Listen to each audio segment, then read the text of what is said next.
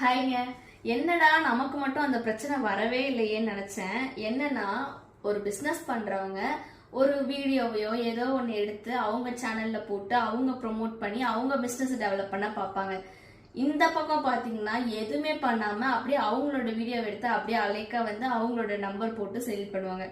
அதே தான் நடந்திருக்கு. என்னன்னா, இந்த வீடியோ நான் இப்போ காட்டுறேன். இந்த வீடியோ காட்டும்போது ஒரு நார்த் இந்தியாவிலேருந்து நினைக்கிறேன். அவங்க சோப் பேஸ்லாம் சேல் பண்ணுறாங்க போல. சேல் பண்ணுறாங்களா இல்லை ஸ்கேமாங்கிறது எனக்கு தெரியாது.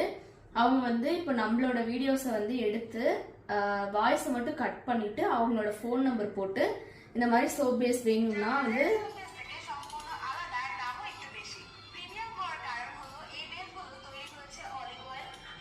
அதுக்கு மேல எனக்கு புரியல. அவங்க சொல்ல வர்றது என்னன்னா, எங்க கிட்ட சோபேஸ் இருக்கு வாங்கிக்கோங்க அப்படின்ற மாதிரி சொல்லியிருக்காங்க. இதை நம்மளோட கஸ்டமர் அனுப்பி நீங்க இவங்க கிட்டதான் வாங்குறீங்களான்னு சொல்லி கேட்டிருந்தாங்க. இவங்க மட்டும் இல்ல, இன்னொருத்தவங்களும் வேற ஒரு பேஜ்ல இருந்து நீங்க அவங்க கிட்டதான் வாங்குறீங்கன்ற மாதிரி சொல்லியிருந்தாங்க அப்படின்னாங்க. அதெல்லாம் கிடையாது.